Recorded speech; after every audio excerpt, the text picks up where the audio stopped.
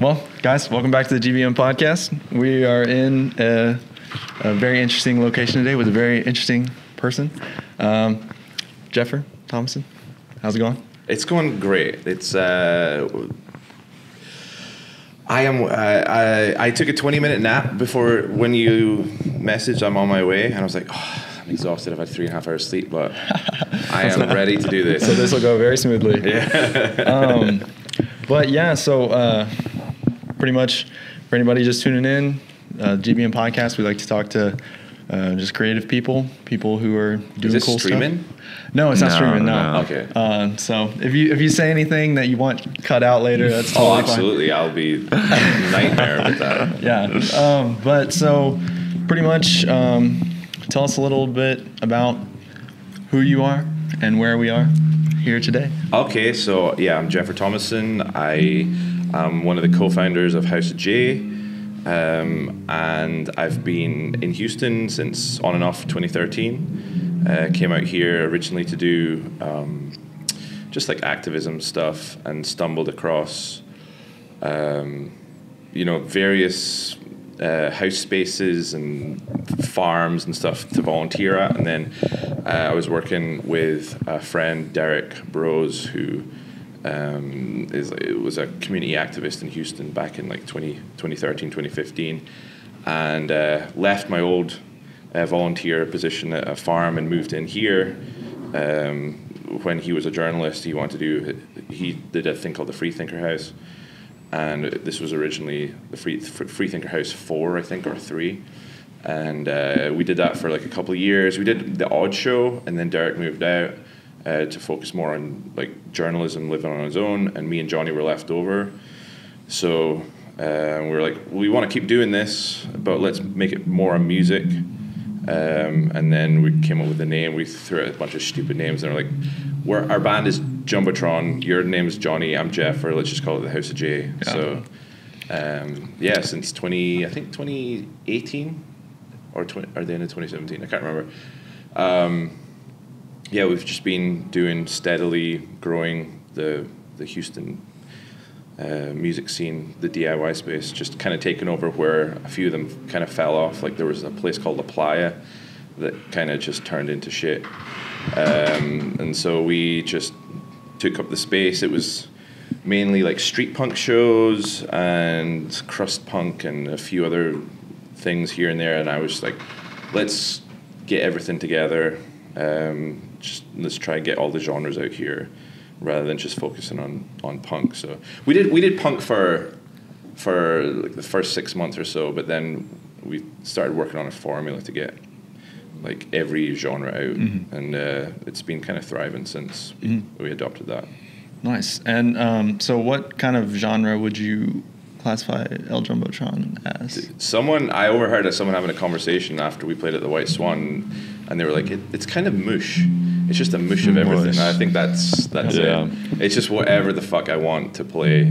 I hear a song in my head, and then I mouth it into my phone, and then it just incubates for like 6 months, and then it might be a ska song, it might be some kind of punk or a rock song. So I've always wondered whose idea was it to cover the Talking Heads? Oh, me. Really? I've always wanted to cover that song. I've loved that song. I love that song. It's a great song. And I'm like the biggest Nirvana fan, and I love that their first ever single was Love Buzz, and they made it sound different than the original. Yeah, totally different. So I just always had this idea of like, if I was going to do a cover, can't be a straight cover. It's got to make it right. You got to put your own spin on it. Nice. What kind of stuff are you mostly influenced by these days? What kind of stuff are you listening to just in your leisure time? Con and Moccasin is a big one. I listen to a lot of Houston DIY, just like the whole scene. I'm just constantly listening to see like where everything's going. And then there's like the throwbacks. I love Jeff Buckley, Nina Simone, fucking basic, just Radiohead, basic stuff. And then I'll just throw on Spotify, my Spotify Discover thing, and just keep adding shit here and there. But I've always just been like Nirvana diehard, that's my, like, whenever I'm feeling in a slump, I'll just put on that and Sonic Youth and Pixies and things like that. So for you, what do you feel like is the function of something like music? Like what do you think? I guess the art form is best used for. I would say lubricating culture.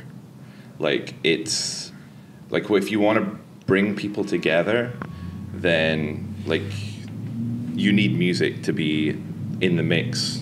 It's kind of like the flour or the sugar. It's like the thing that binds everything together. Mm-hmm. That's what when I was talking with Johnny a couple of years ago about adding, like, all these different layers to House of J, like the gardening or benefit shows or, like, workshops or anything like that. It's like, or movie nights or whatever. It's like you try and throw something like that just on their own, and it's kind of like just putting, like, it's like a tenth as successful if you put, like, music together with it. So if you add music to anything that's community based, trying to grow community, then it just oils the whole machine.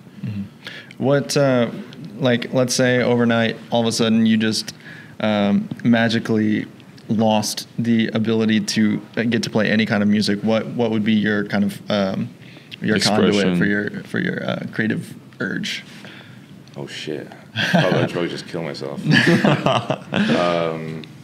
Seriously, I have no, like, visually artistic. I can barely draw a stick man. I can barely play an instrument, honestly. I just struggle with it. So, okay, that was something else I wanted. So, like, a big thing about our, like, whole, like, what we're trying to do with the podcast and stuff is we're really just trying to encourage people who are maybe 2 years behind whatever our current experience level is. Just talk to who we were 2 years ago. Mm-hmm. So, one question I guess I have for you is, as far as learning an instrument or as far as, like, putting a band together, what advice would you have given to, say, like a younger version of yourself? All right.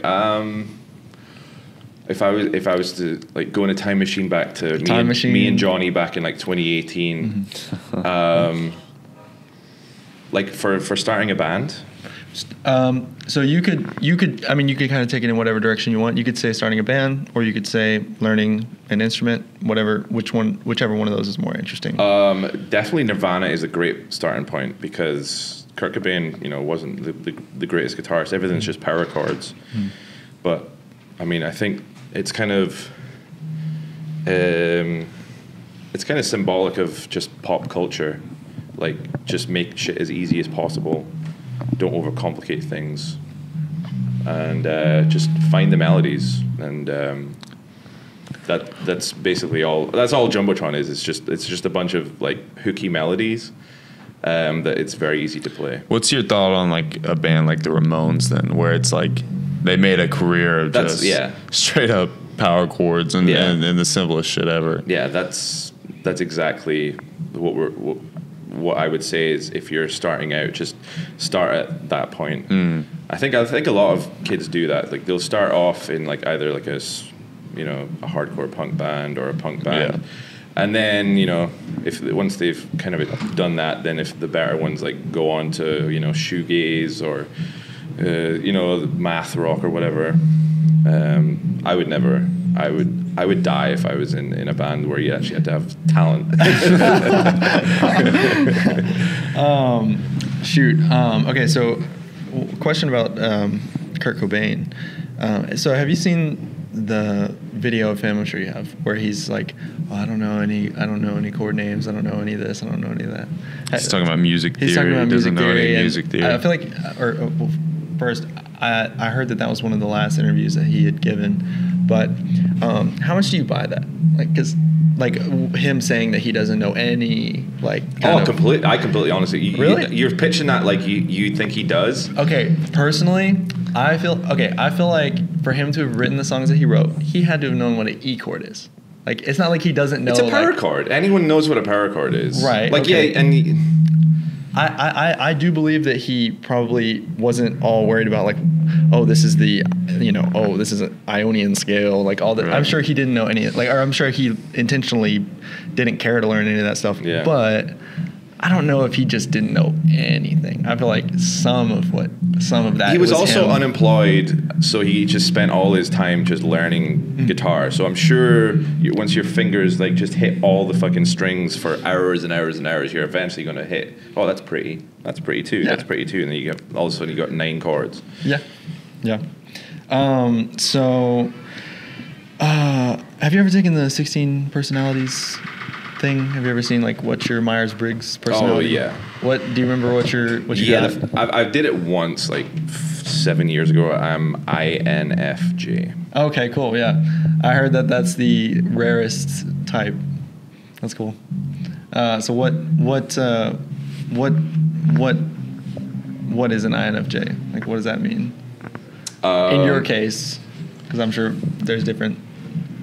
I mean, intuitive, feeling-based, judgmental, which is just, it's a nightmare to actually be a functional person because you're so reliant on your intuition and your feelings, and that can just be like turmoil for like being consistent and like just having a long-term plan of anything. I've had to like fight, like battle the current of like my personality to like actually have this house running and thriving, because if it was just left up to my INFJ self, or if I've had this discussion with people who say it's absolute bullshit, but I still think there's some truth to it. But yeah, I've had to battle like against like just me wanting to just dick off every other day, and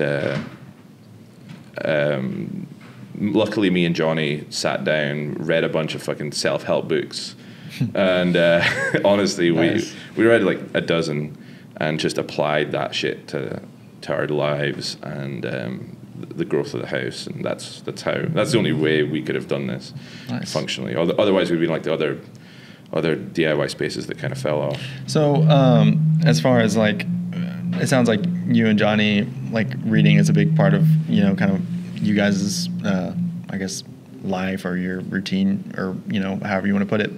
Are there any things you're reading right now or learning right now that are kind of interesting or that you'd want to put people on?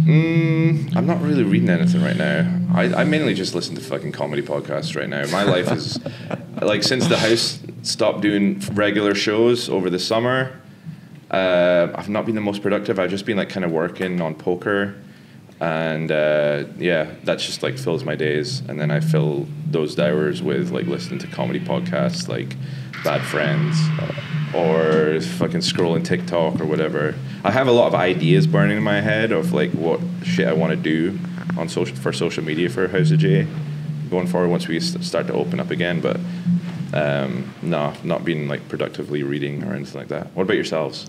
Can we turn this on to you? Sure. That's totally fine. What am I reading right now? Right now I'm reading The Curmudgeon's Guide to Getting Ahead in Life. It's like insanely boring, but it's pretty simple, and it's just like kind of how to like conduct yourself in a respectable way, I guess. So is it like self? It's like self-help. Yeah, it's like self-help kind of. It's all right. So many people are turning off there right now. They're like, 3 white dudes talking about self-help. So okay, that's a good I guess point is, do you think there's value in self-help, or do you think absolutely. It's mostly okay? Yeah, for sure.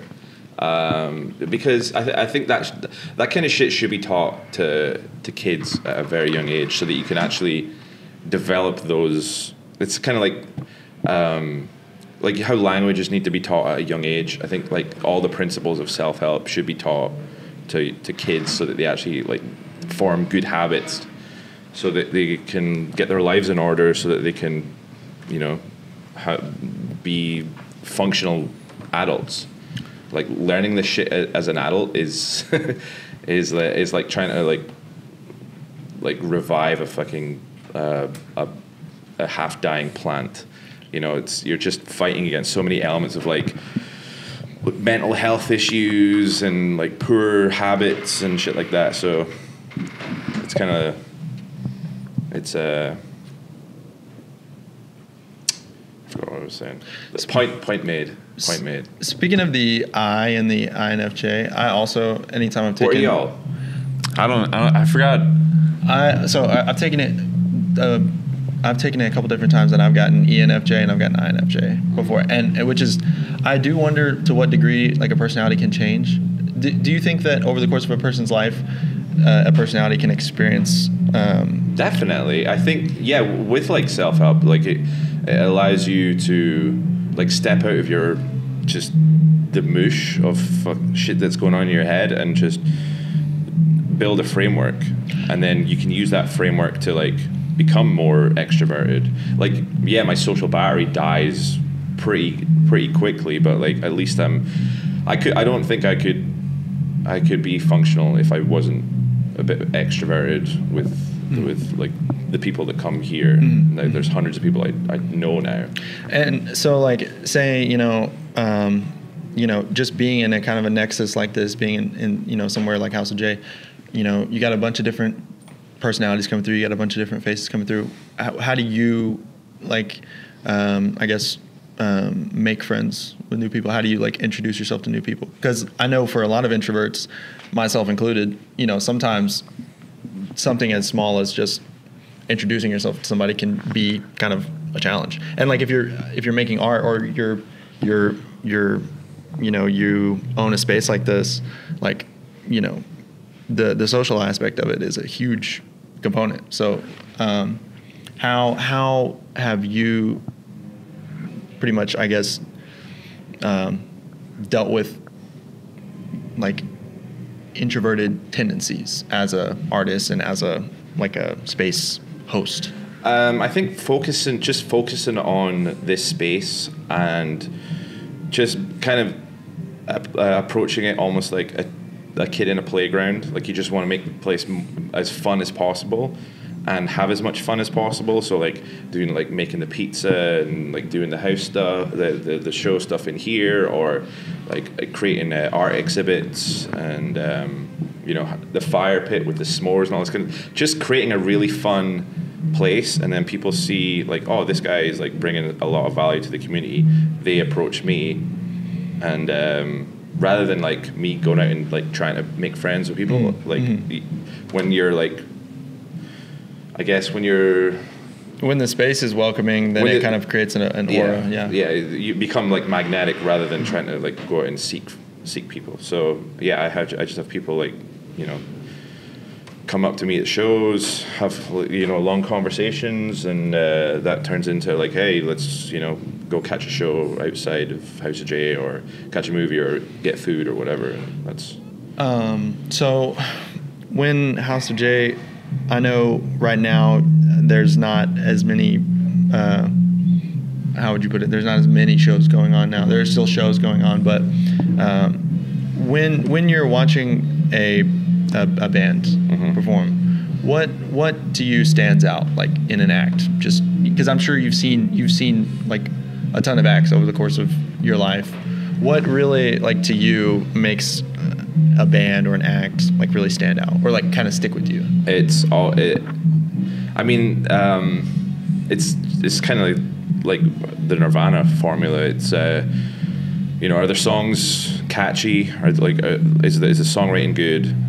Are they moving on stage? Like, are they passionate? Are they engaging with the crowd? I don't mean like are they talking to the crowd between sets or anything, but are they playing their instrument and like so deep inside like the performance that it's making the whole audience move? Like how Kurt was just like so electric playing his guitar. That's what got thousands of people like just bouncing around in the audience. I look for that.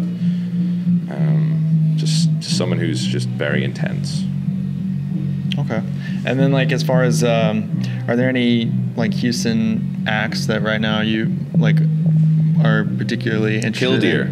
Killdeer? I live with Josh who plays multiple instruments in there, and they're my favorite. They're one to definitely look out for. They've not had many huge shows yet, but look out for them in 2024 because like they're really good songwriters, and really good stage performance.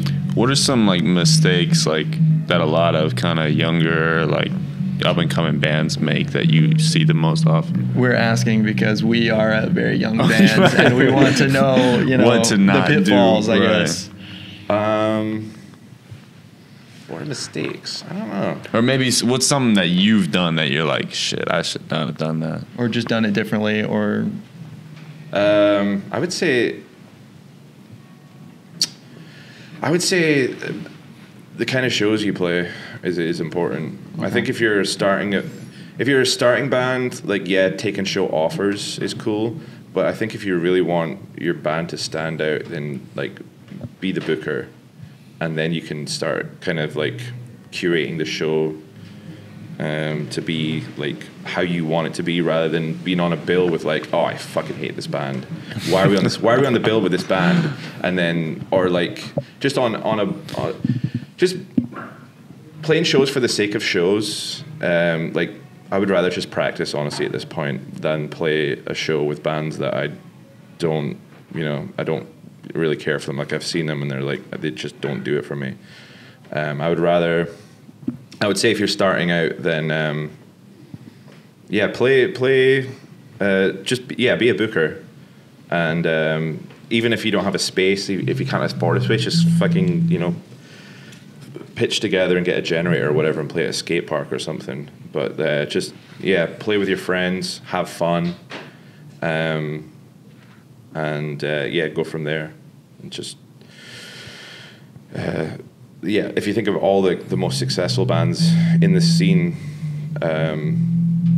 there's always a booker who's like the guitarist or the vocalist or whatever, and they're most successful because they've spent years curating the shows the way they want them, rather than being an opener for some show that draws like 20 people, and then you're like, well, that was a waste of time. So what is your take on performing while under the influence? Oh, I fucking hate it now, dude. Every time I play, every time I have any alcohol in my system, and I play a show, I'm like, I was so cringy, because I always fuck up the solos. I have to have like 100% of my brain fucking functional to even be able to play half poorly. And if I'm drunk, it's a nightmare. Anytime you see a performance of me playing, I think the White Swan was the last time I had like 5 or 6 drinks before I played, and it was a nightmare. Weed, I can't do weed anymore. It gives me too much anxiety. So I wish I could play on weed. That shit was so good for music, but it just doesn't agree with me anymore. Yeah. So what do you like usually, if you're like about to go on stage, what are you kind of paying attention to, or like while you're playing, what are you paying attention to? Oh, I don't even see the crowd or anything. I just basically kind of close my eyes and just scream. Like I honestly, and then when the song is over, I'll kind of turn my back and like tune the guitar or whatever. Johnny will try to get on the mic. I'll just fucking hit the distortion pedal or whatever to shut him up, and and then play the next song, because I really hate when people talk between sets. Between songs, it's just I would rather. I think it's way more powerful to just let the fucking silence be the ingredient, rather than, so how are you guys doing tonight? Like, shut the fuck up. That's usually like when I go to shows with other people. Like, that's usually people's biggest complaint is like, oh, maybe I thought their music good, or maybe they were doing some cool stuff, but like they were just taking too long in between songs talking. And so because it's a there's that momentum. You don't want to lose the momentum. And then so let's say a biography is written about your life and your work. What would you hope that it would be called? This is a fun little throwaway question here. Fuck, it's got to have the letter J in it. I have no idea, dude. I have never, ever thought about that in my life. What about, what would you hope that your tombstone says? Fuck, that's got to be J too. Just J, just the letter J. J, very cool.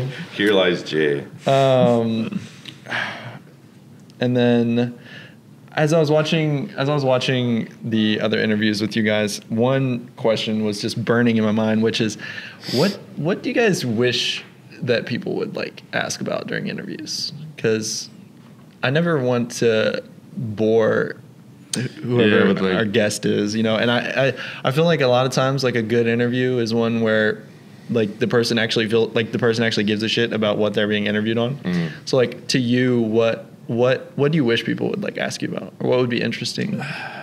Like for you, like what do you feel like you could just talk about on and on and on? I would probably say just the role of music and DIY culture in 21st century like Renaissance, because the 20th century architecture is still like very much like deep rooted in this century, and I think getting music, DIY culture into the mainstream, into youth culture, is like the only way we're going to be able to uproot like these old systems. Like once we have new voices, young voices, and not, you know, waiting for fucking rock stars and movie stars because they're all fucking shells of humans at this point. Like they've all taken so much corporate money, and they're all super censored about, like, you know, where the direction of the world could be. Like they would never vouch for like a fully decentralized culture, which I think is like the only way that humanity can like shake off this fucking military industrial complex and the fucking drug wars and just the rampant corruption in the world.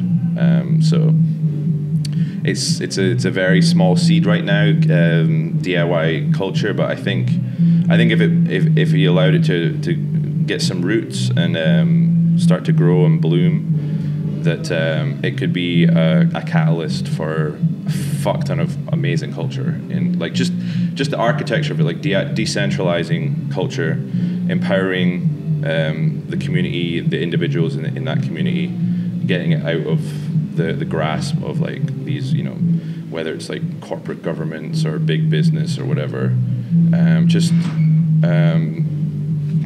Like I think it would improve like the mental health of Americans, and their I don't know if the word is self-esteem, or just have them become more powerful individuals, and then have more powerful communities, and just change the way that that economies flow, whether it's like us growing our food in our cities rather than fucking wasting all this energy exporting it all over the world,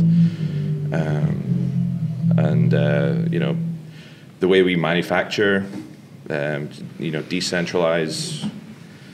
I don't know, honestly.